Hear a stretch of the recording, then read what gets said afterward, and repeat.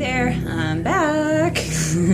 Anyway, so this week what I wanted to talk to you a little bit about was the idea of trusting your gut.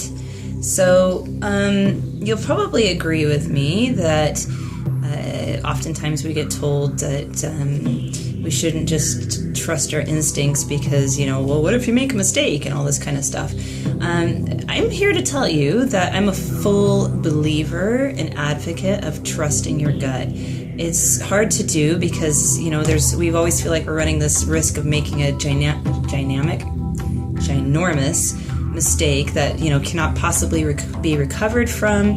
And so, we find ourselves so many times, just dismissing our instincts, dismissing our initial gut reactions and feelings, only to find out later on that we missed an opportunity or that we read the situation wrong and that, maybe we should have acted in that moment when we first had that feeling. So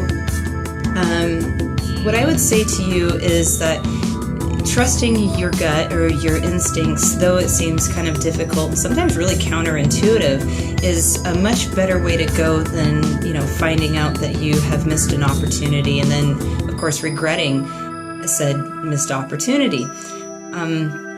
One of the things that people say, or at least I've heard, is statistically speaking, most people's first impression is the right impression, and that could be of another person, that could be of a situation or an event, or, there's a myriad of ways that this is expressed.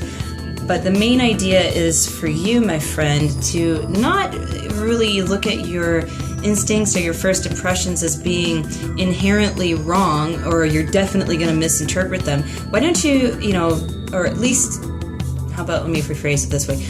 I'm going to invite you to play with that a little bit. See how it goes. Just do it in non harmful or invasive ways. So, for example, maybe you can play with your gut instinct by calling someone. So if all of a sudden you get this urge, like, I should call my best friend and see how they're doing, pick up the phone and make the phone call and see what happens. You might get one of those situations where they're like, oh my gosh, I was just totally thinking about you. I'm so glad you called. Or, I was thinking about you yesterday and I was going to call you but ran out of time. Whatever the case is, it's certainly worth,